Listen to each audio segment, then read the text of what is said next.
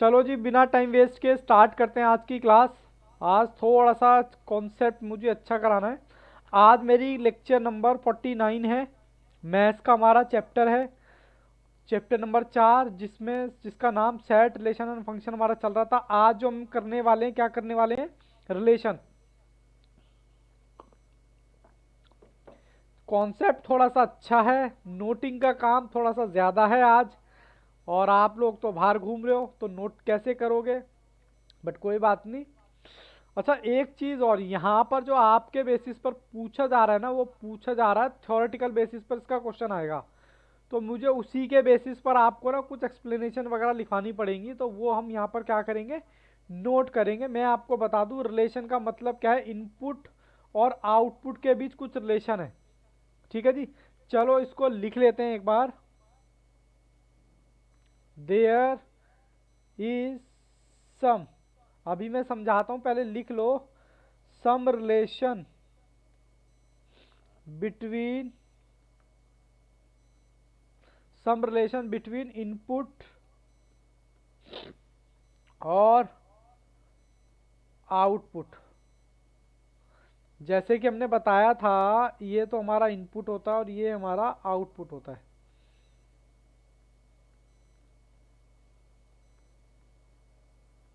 मान लो 1 2 3 और यहाँ पर 2 4 6, इसका पेयर बनेगा इसके साथ, इसका पेयर बनेगा इसके साथ, और इसका पेयर बनेगा कह रहा है इन दोनों में ना कुछ इनपुट आउटपुट में क्या होता है, रिलेशन होता है। और शायद मैंने पहले लिखवाया भी था आपको थोड़ा, लेकिन कोई बात नहीं, मैं दोबारा से आपको लिखवा देता हूँ। वो रिलेशन क्या है, रिलेशन के types of relation, types of relation. Types of relation में मेरे पास क्या है, मेरे पास है रिफ्लेक्सिव। पहला है रिफ्लेक्सिव, रिफ्लेक्सिव रिलेशन। दूसरा टाइप क्या है बच्चों, मैं ये देख रहा हूं कि आप साथ के साथ नोटिंग कर रहे हो। दूसरा है सिमेट्रिक, सिमेट्रिक। तीसरा क्या है बच्चों, ट्रांसिटिव, ट्रांसिटिव। ठीक है, चौथा क्या है, इक्विवेलेंस, इक्विवेलेंस। ठीक है जी, अब सर ये रिलेशन क्या है, बिल्कुल आराम आराम से समझना है। पहले आप ना थोड़ा सा लिख लो, ताकि लिखने का काम खत्म हो जाए, फिर मैं एग्जांपल से आपको समझाने की कोशिश करूंगा कि एक्चुअल में होता क्या है। अब ठीक है, इनपुट रिलेशन आउटपुट। ठीक है, मैं पहले लिखवा दूं, और मैं थोड़ा कुछ चार्ट बनाने वाला हूं। मैं चाहता हूं ये चार्ट आप भी बनाएं, और जिस तरीके से मैं बना रहा हूं ठीक उसी तरीके से बनाएं। अपने पेज को बाबू 3 पार्ट में डिवाइड करेंगे। सर क्यों, क्योंकि आपके लेवल पे ना बाबू ये जो कॉन्सेप्ट है थ्योरेटिकल दे रखा है। अगर प्रैक्टिकल दे रखा होता तो बात और होती। और थ्योरेटिकल तो थोड़ा सा आपको पता है कि वहाँ पर थोड़ा चीज़ों को लर्न करना पड़ता है जब भी थ्योरेटिकल की बात आती है तो। वरना प्रैक्टिकल में तो हम सिर्फ 2 क्वेश्चन बनाते हैं और बस कहानी ख़त्म, हमारे माइंड में सेट हो जाती हैं चीज़ें। पहला है रिफ्लेक्सिव के बारे में, रिफ्लेक्सिव के बारे में आप भी उतार रहे हो ना मेरे साथ। दूसरा है बच्चों सिमेट्रिक, सिमेट्रिक। तीसरा क्या है, ट्रांजिटिव, ट्रांसिटिव। ठीक है जी, पहला रिफ्लेक्सिव रिलेशन क्या कहता है, बस ध्यान से सुनना है और उतारते जाना है। ये रिलेशन कहता है कि देखो कोई भी रिलेशन होगा, किसके बीच में रिलेशन होगा उसके लिए आपको जगह छोड़नी है, और यहां लिखना है रिलेशन। जैसे कि ए, रिलेशन ए, मतलब ये क्या कहता है, इसका मतलब है ए इक्वल टू ए। क्या ए के बराबर है? बोलो तो आंसर इज यस। हाँ, ए के बराबर है, बिल्कुल सही बात है जी। तो इसके आगे ना मैं ब्लैक पेन से लिख रहा हूँ यस, क्योंकि इस टाइप के क्वेश्चन थोड़ा सा आपको परेशान करेंगे। रिफ्लेक्सिव कहता है ए बराबर ए, बात खत्म। वहीं सिमेट्रिक की क्या राय है इस बारे में? सिमेट्रिक कहता है ए रिलेशन, बस उतारते चलो अभी, इजिकल टू बी। मतलब ये आपने माना है, माना है, अज्यूम किया है। अगर लिखते जाओ बस, अगर ये सच है,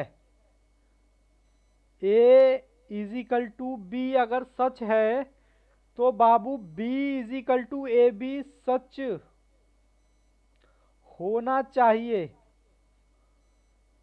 बोलो जी बोलो, क्या होगा? अगर ए इजिकल टू बी है तो बी इजिकल टू ए होगा। तो आंसर इज यस, बिल्कुल होगा साहब। इसको भी मैं ब्लैक पेन से यहाँ यस लिख रहा हूँ। ठीक है, अभी बस बिल्कुल भी दिमाग ना लगाएं, बस जितना उतरवा रहा हूँ बाबू उतारते चलें, क्योंकि कॉन्सेप्ट थोड़ा सा टेक्निकल है।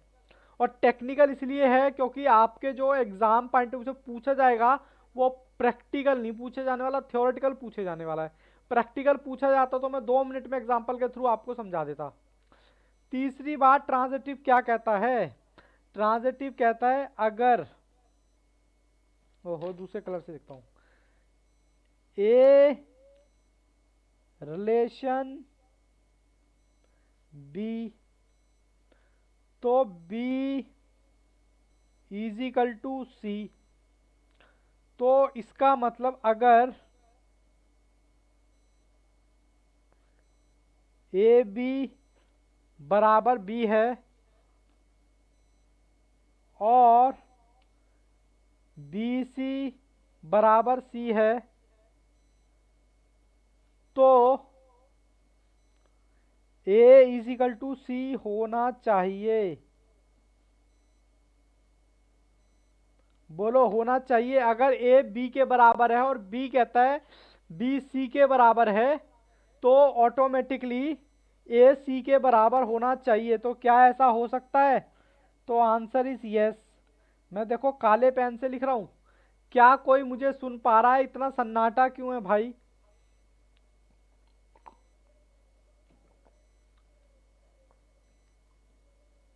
इतना सन्नाटा क्यों है भाई? ओके चलिए, सुन रहे हैं बच्चे, मैं मान के चल रहा हूँ सुन रहे हैं। इसको आप नाम दे दो एक एग्जाम्पल, ठीक है जी। फिर मैं यहाँ पर एग्जाम्पल नंबर 2 लिख रहा हूँ। 2 एग्जाम्पल है, dash is parallel, parallel, dash is parallel to dash. इसका क्या हुआ? कहता है, ये क्या कहता है? कहता है लाइन, पैरेलल लाइन आप इसी को बोलते हो ना, एक के सामने दूसरी लाइन होती है, इसको बोलते हैं लाइन 1 और इसको भी बोलते हैं लाइन 2। तो ये क्या कहता है?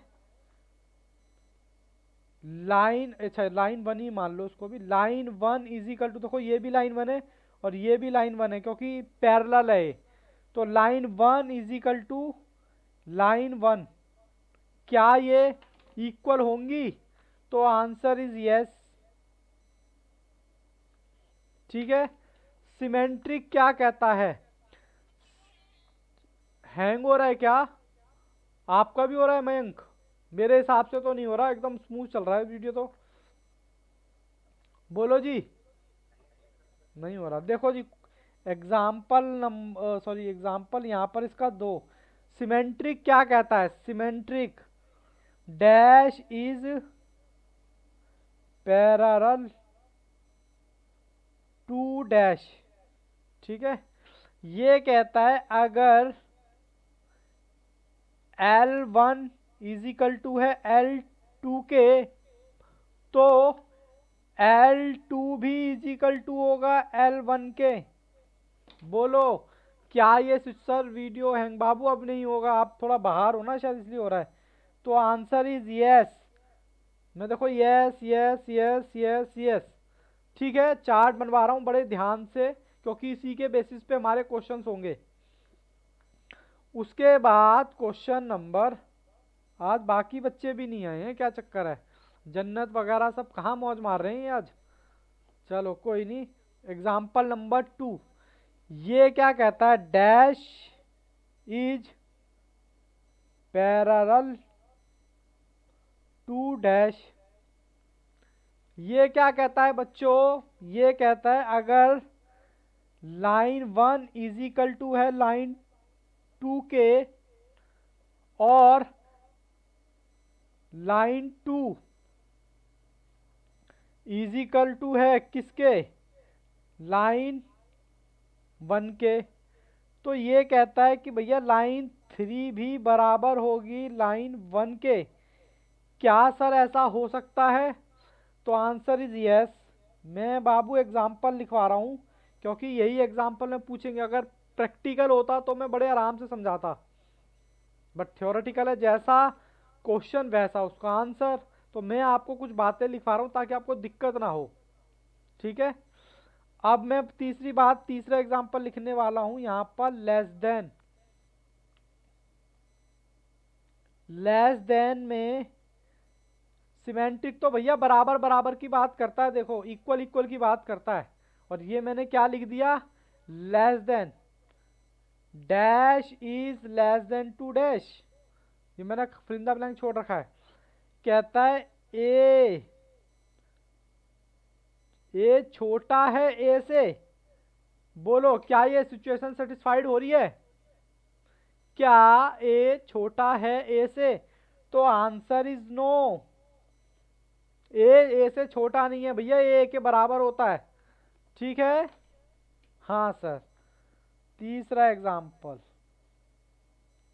Dash is less than dash, dash is less than dash. ये कहता है, क्या कहता है ये? कहता है ए, ओहो इस पेन से नहीं लिखना था, इससे लिखना था। ए छोटा है बी से। अगर ए छोटा है बी से, तो कहता है बी भी छोटा होगा ए से। क्या ये सिचुएशन सेटिस्फाइड है ऋतु? नहीं, तो आंसर इज नो। सिमेट्रिक तो यही कहता है भैया। देखो एग्जाम्पल वही चलता है, ए इक्वल की बात करता है। ऋतु क्या हो गया था बाबू? सब कुशल मंगल? चलो मैं यहाँ पर कुछ चार्ट की बात कर रहा था, और मुझे पता है कि ये चार्ट अगर ध्यान से नहीं देखोगे तो ऊपर से जाने वाला है। फिर भी मैं अपनी तरफ से बहुत ही आराम आराम से इसको कराने वाला हूँ। रिपीट कर देता हूँ एक बार। रिफ्लेक्सिव का इक्वल इक्वल की बात करता है, और सिमेट्री कहता है अगर ए बी के बराबर है तो बी भी ए के बराबर होना चाहिए। ट्रांजिटिव कहता है ए अगर बी के बराबर है और बी अगर सी के बराबर है तो ए बराबर होना चाहिए सी के। तो देखो यस यस यस। पैरेलल, दो पैरेलल लाइन है 1 और 2। कह रहा है एक पैरेलल लाइन दूसरे पैरेलल लाइन के इक्वल होगी, तो आंसर इज यस। एक पैरेलल लाइन दूसरी पैरेलल लाइन के बराबर है, तो दूसरी पैरेलल लाइन एक के बराबर होगी, ऑब्वियस सी बात है। ये कहता है एक दूसरे के बराबर है तो दूसरी पहली के बराबर है, तो ऑटोमेटिकली, सॉरी यहाँ पर 3 आएगा। 3 के बराबर है तो automatically L3 is equal to L1 हो जाएगा। ठीक है, बोलो जी। बोलते नहीं हो बच्चों, आज मुझे मजा भी नहीं आ रहा। इतना इंपॉर्टेंट टॉपिक और इतनी खामोशी। तुम्हें समझ आ रहा है ना दित्य मैं क्या लिख रहा हूं यहाँ पर? थोड़ा थोड़ा ओके। क्या कह रहे हो? पूरा समझ आ रहा है, चलो गुड। क्योंकि ये टॉपिक से बच्चों को बड़ा टेंशन होती है। कहता है dash is less than dash. ये कहता है ध्यान से, कहता है ए छोटा है बी से। हाँ सर चलो मान लिया छोटा है, और बी छोटा है किससे? सी से। अगर ए सबसे छोटा ए है, बीच का बी है और सबसे बड़ा सी है, तो मैं कह सकता हूं कि ए छोटा है सी से। बोलो, इक्वेशन सेटिस्फाइड हो रही है? सबसे बड़ा कौन है? सी। सबसे छोटा कौन है? ए। बीच का कौन है? बी। मैं कहता हूं बी से छोटा है ए, बी से छोटा है ए, और बी छोटा है सी से, तो अपने आप ही सी से छोटा हुआ ना ए। फिर क्या ये इक्वेशन सेटिस्फाइड हो रही है? Answer is yes. हाँ सर, हो रही है। इसी के बेसिस पे हमें क्या मिलेंगे? हमें मिलेंगे क्वेश्चंस। चलो जी, और मैं आगे चलता हूं, एक एग्जांपल और लेता हूं। 4 कह रहा है डैश इज परपेंडिकुलर। अब आप कहोगे सर परपेंडिकुलर क्या होता है? परपेंडिकुलर, परपेंडिकुलर का मतलब होता है बच्चों इस तरीके से, इस तरीके से जो लाइन बनती है ये होती है। तो ये जो है ये इसके इक्वल है, और ये है, ये कहता है अगर ये इसके इक्वल है तो L2 भी इसके इक्वल होगा। बताओ होगा क्या? होगा? सर नहीं होगा। नो। अब लॉजिक मत ढूंढने लग जाना इसमें, लॉजिक ढूंढोगे तो फिर तो हो लिया काम। मैंने पहले ही बोला ना कि ये थ्योरेटिकल कॉन्सेप्ट है, और थ्योरेटिकली आपसे क्वेश्चन पूछे जाएंगे, तो मैं उसी के बेसिस पे आपका नोट तैयार करवा रहा हूँ। अगर प्रैक्टिकल होता तो मैं 2 मिनट में एग्जांपल देता और कहानी खत्म करता। फिर कहता है डैश इज परपेंडिकुलर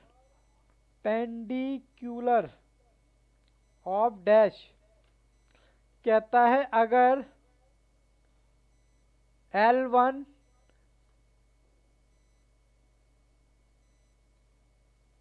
तो ये नो लिखा हुआ, ठीक है।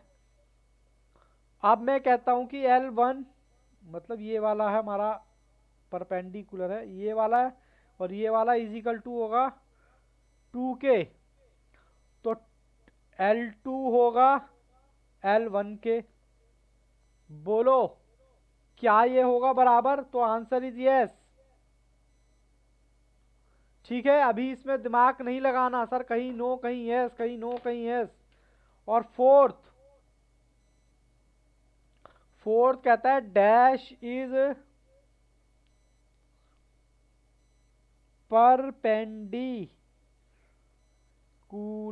Perpendicular of dash.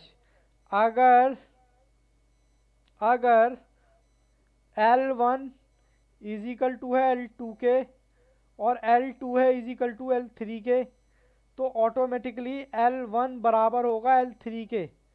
क्या ये सिचुएशन सेटिस्फाइड होगी? तो आंसर इज नो। सर कहीं नो कहीं यस, क्या मतलब है? बाबू मैं यहाँ पर लाइन की बात नहीं कर रहा, मैं ये जो आपके एंगल्स होते हैं ना, मैं इसकी बात कर रहा हूँ।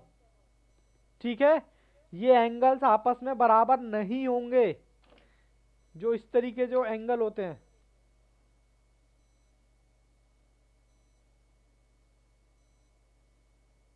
ठीक है, इतना चार्ट उतारा क्या आप लोगों ने? जैसे एंगल 1, एंगल 2, एंगल 3, इतना चार्ट उतारा क्या? बोलो। है ही ओके, उतार लिया। चलो उतार लिया तो गुड है। चलो मैं अब आगे बढ़ता हूँ, क्योंकि ये चार्ट बहुत ज़्यादा इंपॉर्टेंट है। अब मैं पलट देता हूँ पेज, पेज पलटने के। लो बाबू स्क्रीनशॉट वगैरह ले लो, अभी इतना ले लेना, फिर मैं आगे कराता हूँ फिर।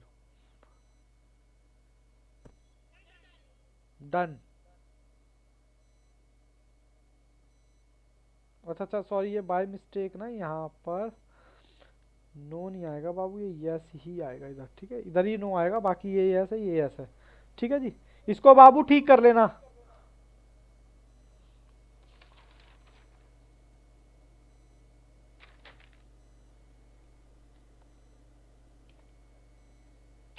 ठीक कर लेना इसको।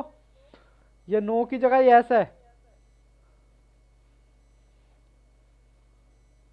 ठीक कर लो बाबू 2 मिनट इसको, क्योंकि कॉन्सेप्ट ओके ठीक कर लिया। और ये यहाँ पर पूरा ले लो ये। अभी मैं थोड़ा और आप, चलो मैं अब आपको थोड़ी सी और क्लैरिटी लाता हूँ स्टेप बाय स्टेप, ठीक है, ताकि और ज़्यादा क्लैरिटी आए।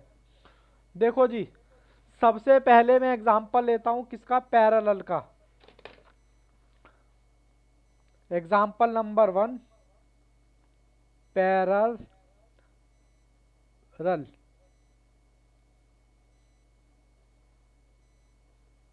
पैरेलल का एग्जांपल लेता हूँ।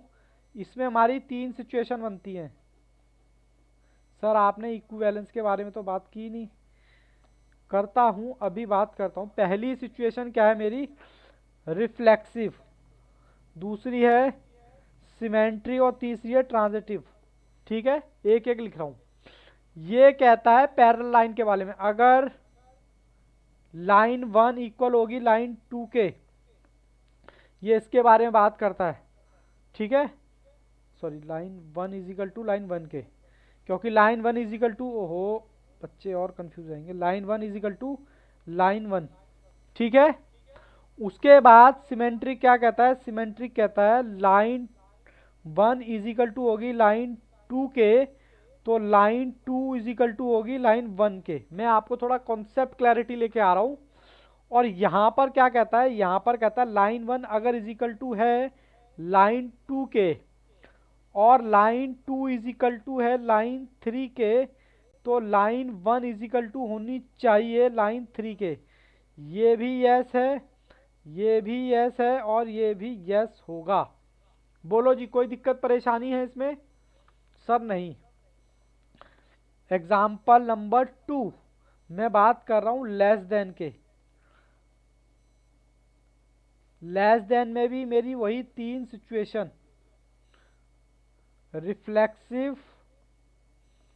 Symmetric, transitive. एक बार समझ लोगे ना, कोई कॉन्सेप्ट थोड़ा सा है ऐसा, मैं क्या करूं। ये कहता है ए बड़ा है ए से, क्योंकि लेस देन वाला केस है। तो ये कहता है नो, ऐसा हो नहीं सकता, ए बड़ा नहीं हो सकता भैया ए से। तो ये तो कट गया नो, मतलब या तो मैं कट का निशान लगा रहा हूं या नो का। सिमेट्रिक कहता है अगर ए छोटा है बी से, तो बी भी छोटा है ए से। ये कहता है, तो मैं कहता हूं नहीं, नो, नहीं नहीं नहीं, काटा और दोनों चीजें मार रहा हूं ताकि थोड़ी सी और कंसेप्ट क्लैरिटी आए। तीसरा कहता है ट्रांजिटिव। ट्रांजिटिव में क्या कहता है, ट्रांजिटिव कहता है बच्चों ए छोटा है बी से और बी छोटा है सी से, तो ऑटोमेटिकली सी छोटा है, मतलब ए छोटा है सी से।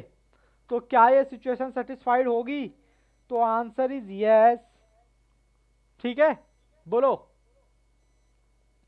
बोलो बोलो, कोई बच्चा बोलता नहीं है आज। अच्छा यस, आदित्य यस, चलिए कोई बात नहीं, मेरे लिए तो एक ही बच्चा काफ़ी है।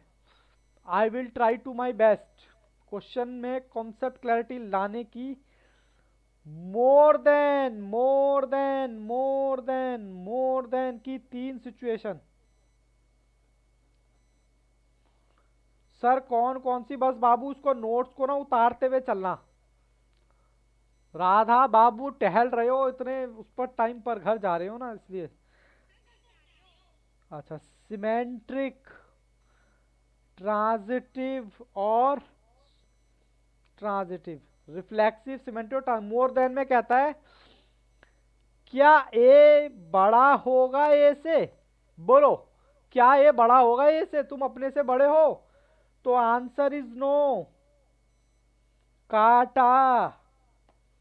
ठीक है, ये कहता है अगर ए, ओहो दूसरे पेन से लिखता हूं, अगर ए बड़ा है बी से, तो कहता है बी भी बड़ा होगा ए से। बोलो, दोनों सिचुएशन पॉसिबल है क्या? अगर एक मान लिया ये बड़ा है बी से, तो क्या बी भी बड़ा होगा ए से? तो आंसर इज नो। अरे लिंक कर पा रहे हो क्या?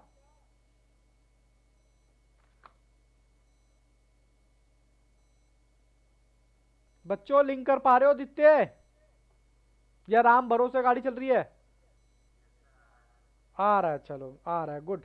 चलो जी तीसरा एग्जांपल, बस बाबू फोकस के साथ देखना होता है पहली क्लास में बस। राधा यस, मयंक कहाँ हो भाई, जवाब नहीं दे रहे आज। देखो जी ट्रांजिटिव कहता है, ट्रांजिटिव कहता है ए बड़ा है बी से और बी बड़ा है सी से, तो ऑटोमेटिकली सी सबसे बड़ा हो गया, मतलब सी से भी बड़ा हो गया ना। ए सबसे बड़ा हो गया, सबसे छोटा कौन हो गया? सी। भैया ए बड़ा है बी से और बी बड़ा है सी से, तो सबसे बड़ा तो ए हो गया ना। क्या ये सिचुएशन सेटिस्फाइड है? Answer is yes.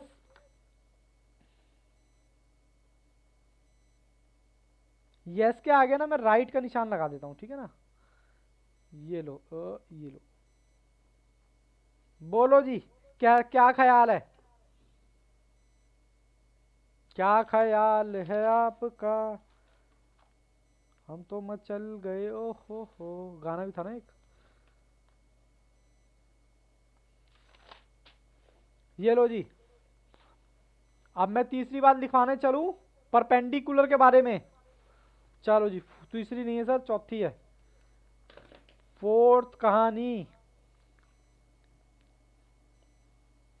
Perpendicular. Perpendicular के भी तीन केस। ये जो आपके क्वेश्चन नहीं हुए ना 1 से लेकर 7 तक सेट सी में, वो यही यही बीमारी है, इसी से रिलेटेड बीमारी है ये। फिर आपका रिफ्लेक्सिव, सिमेट्रिक और ट्रांजिटिव। परपेंडिकुलर होता क्या है, ये वाला वो होता है 90-90 जो डिग्री के दोनों होते हैं। कहता है A1 = मतलब A1 के, तो ये मैंने वहां भी लिखवाया था, नो रिफ्लेक्सिव नहीं होगा, नो। मतलब ये वाला कोण क्या इसके बराबर होगा, डिग्री का एंगल? नो नहीं होगा जी। फिर उसके बाद सिमेट्रिक कहता है अगर L1 = है L2 के, तो सीधी सी बात है L2 भी होगा L1 के। क्या ये सिचुएशन सेटिस्फाइड है? बाबू दिमाग नहीं लगाना, बस समझना है, क्योंकि दिमाग लगाओगे तो कहानी खराब। यस।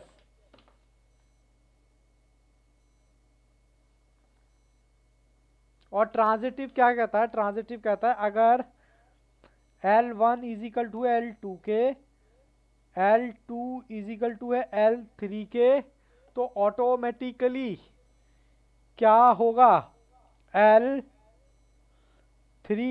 = हो जाएगा L1 के। तो क्या ये सिचुएशन सेटिस्फाइड है? Answer is yes. बच्चे आज ना ये क्लास मैंने गलत रख ली लग रहा है।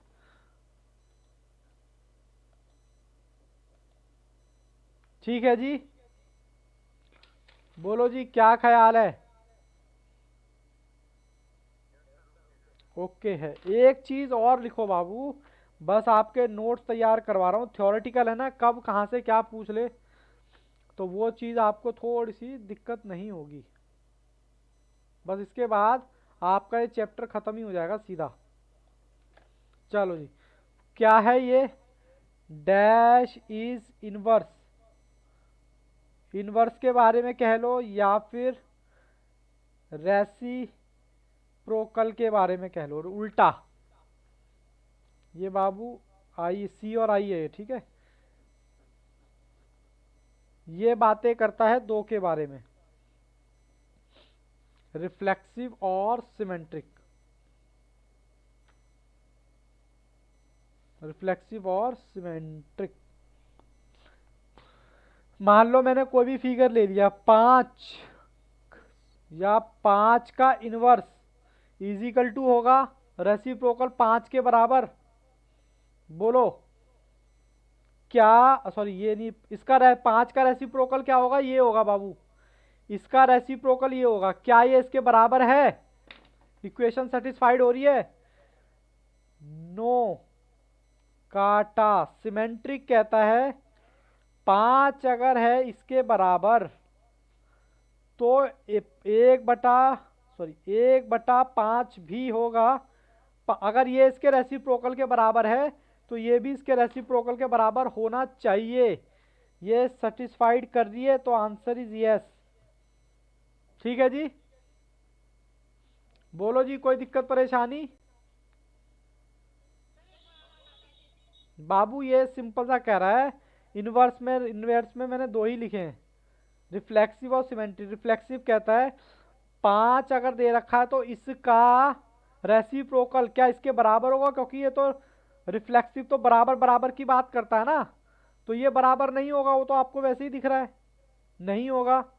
और ये कहता है अगर 5 मान लो, ये मान लो अगर 5 = 1/5 है, मतलब रेसिप्रोकल है इसका, ये इसके बराबर है, अगर ये सच है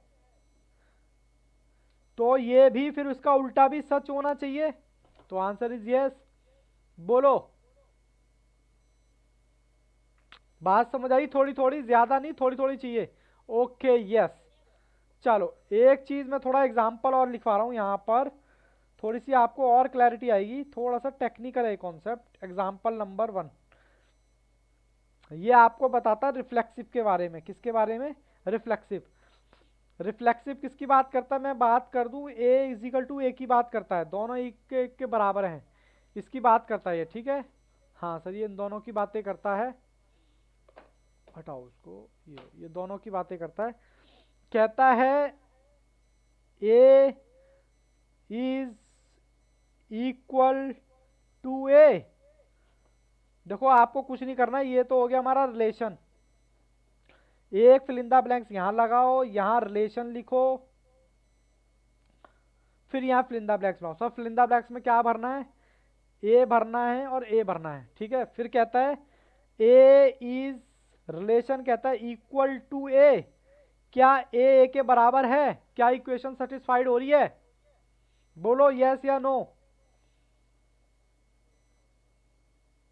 भाई ए के बराबर ही होगा ना।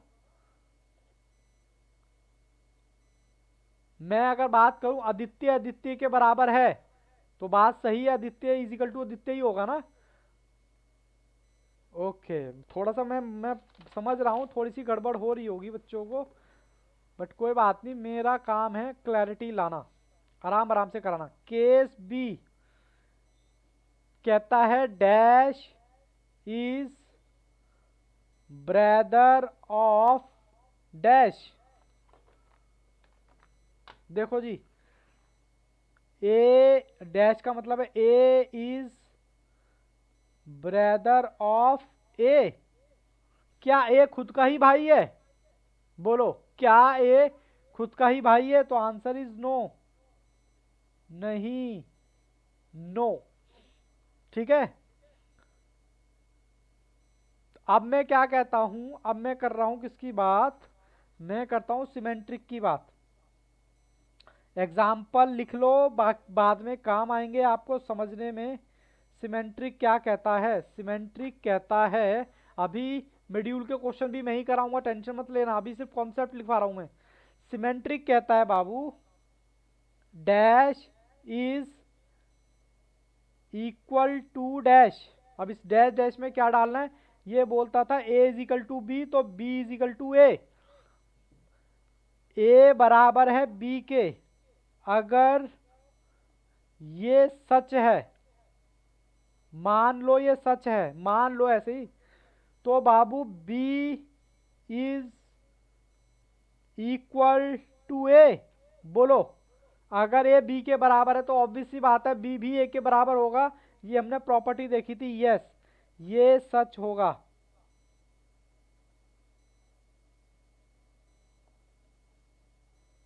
ठीक है जी, चलो जी, मैं एक और चीज लिखवा रहा हूं। अच्छा, एक ही एग्जाम्पल है क्या इसमें? नहीं, एक नहीं है, दो है। इसका एग्जाम्पल नंबर ए था ये, अब एग्जाम्पल नंबर मैं करा रहा हूं बी, ठीक है ना। कहता है dash is brother of dash. Dash का मतलब क्या है? यहां पर कह रहा है, मैं इसमें डैश में भर रहा हूं ए इज ब्रदर ऑफ बी। तो ये कहता है बी इज ब्रदर ऑफ ए। अगर ए बी का भाई है, अगर ए बी का भाई है तो बी भी ए का भाई है। बोलो। Yes sir. किसने बोला यस? आदित्य। अच्छा, मयंक भी बोल रहे आदित्य, वेरी गुड। इसका मतलब बात समझ आ रही है। ठीक है जी। चलो मैं थोड़ा सा एक और एग्जांपल लिखवा देता हूँ ट्रांजिटिव का, आपको दिक्कत नहीं आनी चाहिए ना। ट्रांजिटिव कहता है क्या, अगर a इजिकल टू बी है तो b इजिकल टू सी है। अगर ये, मैं इस पे लिख रहा हूं, अगर ये सच है, अगर ये सच है, अगर ये दोनों सच है ना, तो a इजिकल टू सी भी सच होगा। बताओ जी, सच होगा या नहीं होगा? यस होगा। इसके आगे ही मैं यस लगा दूं। आपने पहले तो ये बताओ, नोट्स नोटिंग करिए क्या? ये जो मैंने नोट्स लिखवाए हैं, एग्जाम्पल लिखवाए हैं, ये जो मैंने नोट्स लिखवाए हैं, सारा उतार लिया ना? चलो गुड। और ये आप देखो, इन्हीं के बेसिस पे आपके क्वेश्चंस होंगे। ठीक है। अब मैं क्या करने वाला था, हाँ, अब इसी के बेसिस पे आपके क्या होंगे, क्वेश्चंस होंगे। मैं आपको क्वेश्चन पे लेके चलता हूँ। मुझे कुछ भूल तो नहीं रहा, मैं क्या कहने वाला था मैं भूल गया। चलो कोई नहीं, याद आएगा तो मैं बताऊंगा, ठीक है ना। हाँ, मैं एक कॉन्सेप्ट और लिखवाने वाला था, मैं भूल गया।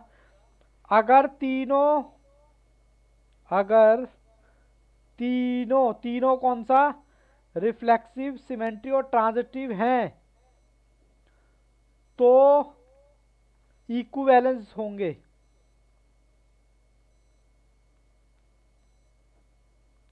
अगर बाबू तीनों कंडीशन सेटिस्फाइड हो रही है, तीनों, अगर किसी केस में तीनों कंडीशन सेटिस्फाइड है तभी वो इक्विवेलेंस बनेगा। ठीक है, यही मैं भूल रहा था, बनेगा। ठीक है, अब मैं अपने क्वेश्चन की तरफ आपको लेके चलता हूं कि क्वेश्चन कैसे पूछे जाने वाले हैं। लो जी, पहला क्वेश्चन आपके सामने, ए इज टेलर। टेलर का मतलब क्या है? बड़ा। क्वेश्चन नंबर 1, इसमें आप dash is taller of dash बताना जी, बताना किस, क्या बोल रहा हूं मैं। यहां लिख लेता हूं मैं आगे आपके साथ स्क्रीन पर। देखो जी, क्वेश्चन को समझना ज्यादा इंपॉर्टेंट है। कहता है ए लंबा, टेलर का होता है लंबा, लंबा है ए से।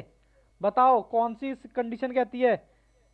ए इजिकल टू ए क्या होता है? सिमेट्रिक।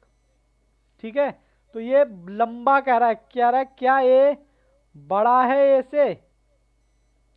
तो आंसर इज नो या यस? बड़ी लिख दिया मैंने, बड़ा। नो। तो पहला तो सिमेट्रिक तो गायब हो गया। ठीक है जी, सिमेट्रिक गायब हो गया। और ये हमारा क्या कहता है, सॉरी रिफ्लेक्सिव है, ये सिमेट्रिक नहीं है, रिफ्लेक्सिव है। रिफ्लेक्सिव है कि भैया ये बराबर बराबर की बात करता, तो यहाँ तो बड़ा हो गया, तो रिफ्लेक्सिव तो बाहर उड़ गया। फिर हमारा सिमेट्रिक क्या कहता है?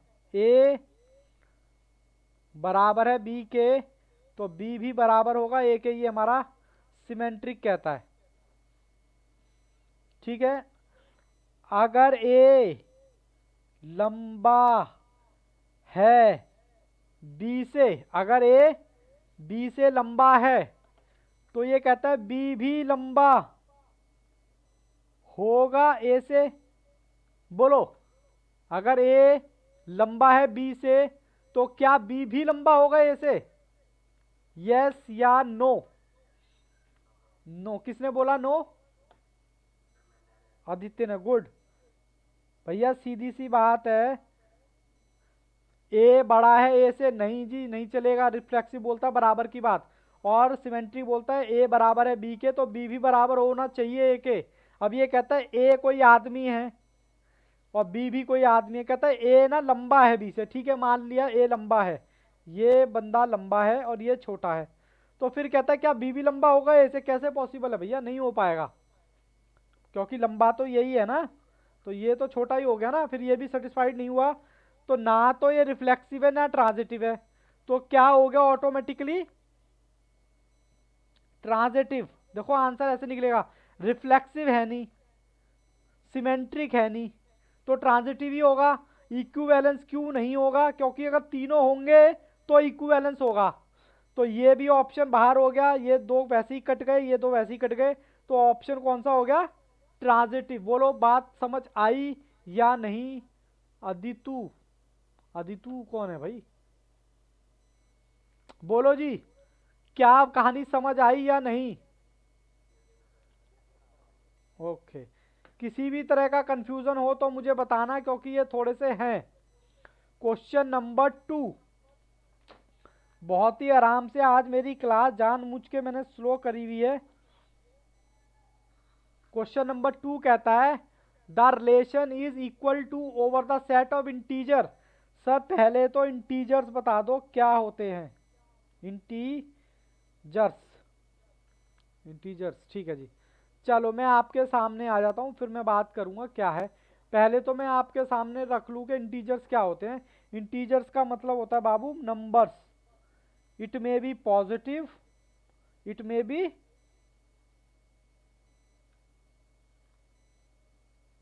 -1, -2, -3 और -4, ठीक है जी। ये हैं आपके, मैं कोई भी दो नंबर उठा रहा हूं और यहां से क्वेश्चन सॉल्व करना। सबसे पहला मेरा क्या है, रिफ्लेक्सिव। कहता है ए इजिकल टू ए, मतलब एक बराबर है एक के। बोलो इंटीजर का मतलब कोई भी नंबर उठा लो, कोई भी, कोई भी, मतलब एक से करो, दो से करो, तीन से करो, चार से करो, या माइनस से करो, या जीरो से करो। मैंने एक उठा लिया, या फिर मैं उठा यहाँ पर चार, क्या चार चार के बराबर है, यस, तो ये रिफ्लेक्सिव हो गया, रिफ्लेक्सी की कंडीशन सेटिस्फाइड हो गई, ठीक है, यस सर सेटिस्फाइड हो गई। अब दूसरा क्या कहता है, सिमेट्रिक। सिमेट्रिक कहता है, पहले सुन लेना, अगर एक दो के बराबर है, अगर ये सच है, अगर ये सच है, अगर ये हालांकि ऐसा होता नहीं है, मान लो ये सच है, तो ये कहता है क्या दो एक के बराबर होगा। अगर एक दो के बराबर है, मान लो है बराबर, तो ये कहता है सिमेट्रिक दो एक के बराबर होगा। अगर ये सच है तो ये भी सच होना चाहिए। बोलो जी, झूठ है नहीं, मैं कह रहा हूं मान लो, मान लो सिमेट्रिक यही कहता है, मान लो एक बराबर है दो के, मान लिया आपने बराबर है, तो ये कंडीशन ये कहती है भाई फिर दो भी एक के बराबर होगा। अगर आप कहते हो एक दो के बराबर है, तो यही तो कहता है कि दो भी एक के बराबर होगा, तो ये कंडीशन भी सेटिस्फाइड हो गई। मतलब ऐसा होता नहीं है, मैं आपको एग्जांपल दे रहा हूं। अगर ये सच है तो ये भी सच होना चाहिए। आप मेरे बोलने पर ध्यान देखो। और तीसरा क्या कहता है, सिमेट्रिक। सिमेट्रिक हमारा क्या कहता है, सॉरी ट्रांजिटिव, कहता है एक अगर दो के बराबर है, मान लो, मानना है भैया, मानना है, वरना फंस जाओगे, मानना है, तो दो तीन के बराबर है। अगर एक, बाबू मान लो, मान लो, मान लो, अगर एक दो के बराबर है और दो तीन के बराबर है, तो ऑटोमेटिकली एक तीन के बराबर होगा। मैं कह रहा हूं मान लो, मान लो, देखो यहां पर भी मैंने यही लिखवाया है, कहां गया वो, देखो मान लो ना, अगर ये देखो ए इज इक्वल टू बी, हालांकि ए इज इक्वल टू बी होता नहीं, मैं कह रहा हूं अगर ये सच है मान लो, तो बी इज इक्वल टू ए होना चाहिए, तो यस, मान लो, बस मानना है, इसके उसमें नहीं जाना कि सर ये कैसे होगा, बस मान लो। मैं कह रहा हूँ मान लो, अगर एक दो के बराबर होता तो दो भी एक के बराबर होगा, ऑब्वियस सी बात है। और अगर एक दो के बराबर आपने माना है, तो दो तीन के बराबर माना है, तो ऑटोमेटिकली तीन एक भी तीन के बराबर होगा। तो मेरी तीनों कंडीशन सेटिस्फाइड हो रही हैं, क्या हो रही है मेरी तीनों कंडीशन? अगर तीनों हो रही है तो मेरा क्या आ जाएगा? इक्विवेलेंस। क्या होगा? इक्विवेलेंस। तो देखो मैं यहां पर चलता हूं, मेरा इसका आंसर कौन सा है? D, option number D. Concept थोड़ा सा है टेढ़ा बाबू। तीसरा आपने करना नहीं है, तीसरा गलती से मिसप्रिंट हो गया यहाँ पर, मतलब उसमें कुछ गड़बड़ है।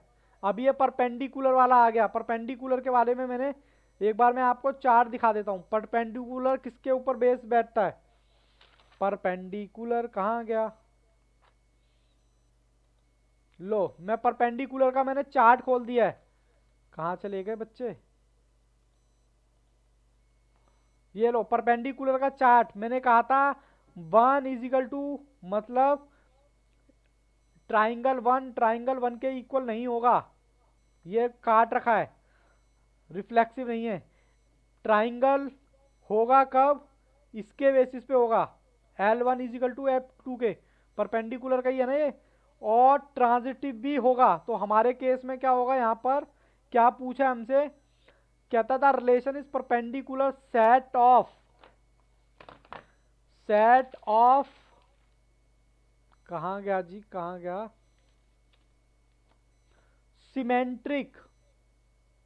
सिमेट्रिक और रिफ्लेक्सिव। अब देखो इसमें दोनों ऑप्शन होंगे। सर दोनों ऑप्शन कैसे हो सकते हैं? बाबू हो सकते हैं ये भी और ये भी, ठीक है। तो इसके दोनों पर टिक लगाना है। इसका कौन सा आंसर हो गया? सिमेट्रिक भी हो गया और रिफ्लेक्सिव भी हो गया। बोलो बात समझ आई क्या? अरे बोलते नहीं हो। ओके। कई बार ना बात समझ भी नहीं आती, फिर भी बच्चे यस। ट्रांजिटिव होगा ना, मतलब रिफ्लेक्सिव तो मना कर रहा है, रिफ्लेक्सिव तो नहीं है। ये दोनों हैं तो ये दोनों यस होगा। तो ऑप्शन, अच्छा अच्छा कोई बात नहीं भाई, मिस्टेक निकल गया होगा। मैं क्वेश्चन नंबर 5 की तरफ चलता हूँ। इसमें ज़्यादा नहीं है, 6 ही क्वेश्चन है। अच्छा रेसिप्रोकल की भी बात कर लेते हैं। अपना चार्ट खोलो और मैं रेसिप्रोकल का यहाँ से देखो, ये रहा रेसिप्रोकल। रेसिप्रोकल में सिर्फ दो की मैंने बात की है, एक रिफ्लेक्सिव की और सिमेट्रिक की। क्या बात है, राधा का आंसर बड़ा फटाफट आता है। देखो ये तो कंडीशन सेटिस्फाइड नहीं है, क्योंकि 5 = 5 के बारे में बात करता है बराबर, लेकिन यहाँ पर रेसिप्रोकल बोला है, तो ये तो हो नहीं सकता। रिफ्लेक्सिव हो सकता है क्या? नहीं, काटा मार रखा है मैंने। क्या ये हो सकता है? 5 अगर 5 का रेसिप्रोकल 1/5 के बराबर है, ये आपने माना है, ये आपने माना है। हालांकि बराबर होते नहीं है ये। बराबर होते हैं क्या? हाँ होते भी हैं। हालांकि बराबर नहीं होते, पॉइंट में आंसर आ जाएगा। अगर आप 1 को 5 बराबर होते नहीं है। जैसे मैं आपको एग्जांपल दे रहा था ना, 1 2 के बराबर है। आप कहते हो सर कैसे बराबर हो सकता है? मैं कह रहा हूँ मान लो ऐसे ही यहाँ पर माना है। अगर 5 का रेसिप्रोकल बराबर है 1/5 के, तो 1/5 का रेसिप्रोकल, सॉरी 1/5 का रेसिप्रोकल बराबर होगा 5 के। तो हमारा आंसर कौन सा हो गया? सिमेट्रिक। सिमेट्रिक हो गया 5 का, option number B. Option number B, ठीक है जी। चलो जी, अब एक क्वेश्चन और मैं आपको कराने वाला हूं। कौन सा? Question number 6। क्वेश्चन नंबर 6 में मैं तीनों बातें लिखूंगा, रिफ्लेक्सिव, सिमेट्रिक और ट्रांजिटिव। लो मैं स्क्रीन पे आ गया। कहता है dash is cube of the real number of dash. कोई भी रियल नंबर ले लो। मान लो मैंने रियल नंबर 2 ले लिया और इसका क्यूब कर दिया, ठीक है। क्या वो, अब आपको रिफ्लेक्सिव तो ये कहता है, क्या ये इसके बराबर है रियल नंबर के? बोलो क्या ये बराबर है? बोलो नो। नहीं है। सिमेट्रिक क्या कहता है? रिफ्लेक्सिव तो कहता नहीं है। सिमेट्रिक क्या कहता है? सिमेट्रिक कहता है अगर ये इसके बराबर है, मान लो, तो ये भी इसके बराबर होना चाहिए। मतलब अगर मैं बात करूं, यहाँ पर ये कर लेता हूँ, चलो मैं 8 कर लेता हूँ, क्योंकि 8 मेरा रियल नंबर है ना। ये इसके बराबर है तो ऑब्वियस सी बात है 8 की क्यूब भी इसके बराबर होगा। बोलो। चलो जी, बिल्कुल ये होगा, तो इसका मतलब ऑप्शन आपका कौन सा हो गया, सिमेट्रिक ही हो गया। मैं जानता हूँ क्वेश्चन थोड़े से अटपटे हैं। आपका ऑप्शन नंबर कौन सा हो गया, ऑप्शन नंबर बी। ठीक है। और फिफ्थ का ऑप्शन नंबर कौन सा बताया था मैंने, ऑप्शन नंबर सिमेट्रिक था, फिफ्थ का भी ऑप्शन नंबर बी। ठीक है जी। अब आपको करना क्या है, कुछ नहीं करना। सबसे पहले तो ये चार्ट ध्यान से पढ़ना है, ये वाला रिलेशन का। ठीक है, एक दो बार देखोगे। रिफ्लेक्सिव क्या कहता है, बराबर की बात करता है। सिमेट्रिक क्या करता है, अगर ए बी के बराबर है तो बी भी ए के बराबर होना चाहिए, बात खत्म। अगर ए बी के बराबर है तो बी सी के बराबर होगा, तो फिर ऑटोमेटिकली ए सी के बराबर होना चाहिए। सारी रामायण मैंने लिखवाई भी है, और यहाँ पर भी कुछ ये लिखवाया भाई, सारा उतार रखा है ना आपने। एक काम करो, स्क्रीनशॉट ले लो, ये लो, क्योंकि ये ज़रूरी है। मेरे को पता है कॉन्सेप्ट थोड़ा सा टेक्निकल है, तो फिर दिक्कत हो सकती है। सर आज लोगे 8:30 बजे, बाबू आज 8:30 बजे क्लास कैसे होगी बताओ, बैकअप भी चलाना है, क्रिसमस भी मनाना है, तो बताओ कैसे बात होगी। हाँ कल ज़रूर होगी, कल की पूरी गारंटी है, कल ज़रूर होगी। आज शाम को बता देना आप, क्योंकि अगर मैं घूमने जाऊंगा तो मैं कैसे क्लास ले पाऊंगा। चलो, ये आपने पहले स्क्रीनशॉट लिया क्या इसका। और अभी टेंशन मत लेना, अगर मेरे नोट्स सुनो, अगर मेरे नोट्स में दिक्कत हो रही है तो हो जाने दो, कोई दिक्कत नहीं है। आपको एक क्वेश्चन भी मेरे नोट्स का नहीं समझ में आया, कोई दिक्कत नहीं है। ना समझ में आए, गो टू हेल्प। लेकिन जब मैं स्टडी मटेरियल कराऊंगा तो पूरी क्लैरिटी आपको आएगी, क्योंकि स्टडी मटेरियल के क्वेश्चन बहुत ज़्यादा इंपॉर्टेंट है, उसमें बिल्कुल भी मैं कोई भी रिस्क नहीं लूंगा। ठीक है, तो पहले मैं ये चाहता हूँ, उससे पहले आप इसका स्क्रीनशॉट ले लें। ले लिया क्या। अच्छा, नोट डाउन कर लिया, चलो बढ़िया। और बताओ, सब कुशल मंगल। चलो मैं यहाँ क्लास, चलो मैं वीडियो थोड़ा सा ही रोकता हूँ, ऑनलाइन वाली क्लास। चलो बच्चों, all the best, take care, goodbye, bye bye.